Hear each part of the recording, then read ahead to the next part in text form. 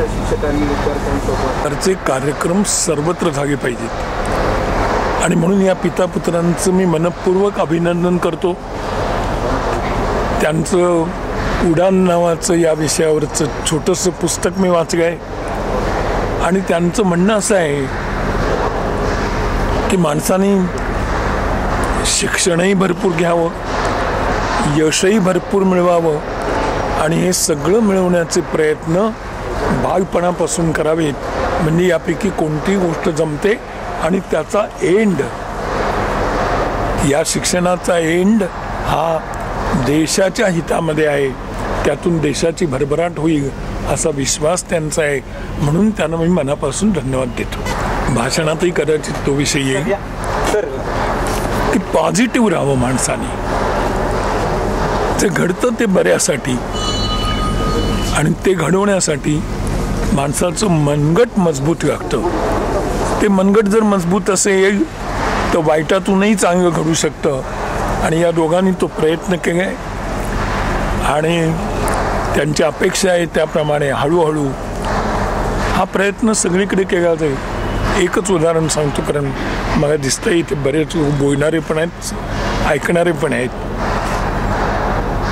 अभ्यासाबरोबर academic अभ्यासाबरोबरच मुलाची आवड पाहून विद्यार्थ्याची त्याची आवड असणारा विषय शाळांपासूनच शिकवावा।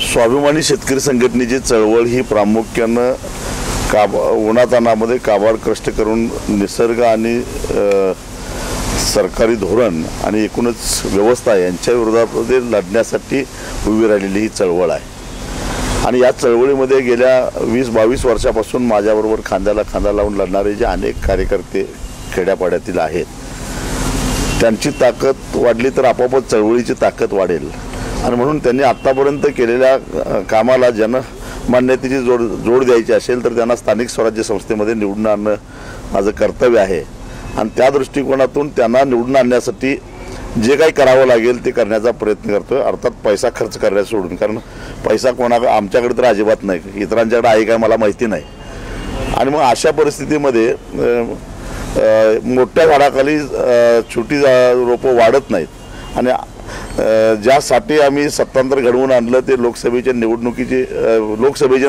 विधानसभेची निवडणूक होऊन गेलेली आहे।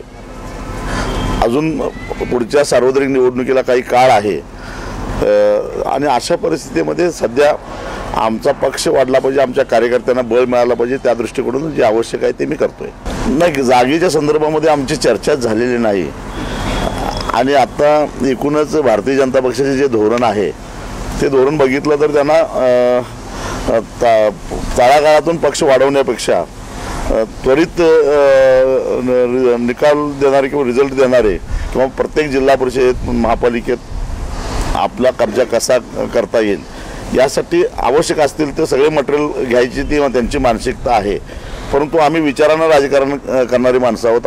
राजकारण हा काय आमचा धंदा नाही, आम्हाला व्यवस्था परिवर्तनासाठी राजकारण करायचं आहे आणि त्यामुळे ह्या सगळ्या गोष्टी आम्हाला पसंत पडतीलच असं नाही। त्यामुळे आपण आपल्या पद्धतीनं स्वतंत्र आपल्या स्वभावाशी मिळती जुळती माणसं बरोबर घेऊन पुढे गेलेलं बरं असं आम्हाला वाटतं। स्थानिक स्वराज्य संस्थांमध्ये यापूर्वी सुद्धा ते एकमेकाच्या विरोधामध्ये लढलेले आहेत, कल्याण डोंबिवलीला लढलेले होते, त्यामुळे आता एका मुंबई महापालिकेत त्यांची युती तुटली म्हणजे पूर्णच युती तुटली असा निष्कर्ष काढणं चुकीचं ठरलं असं मला वाटतं।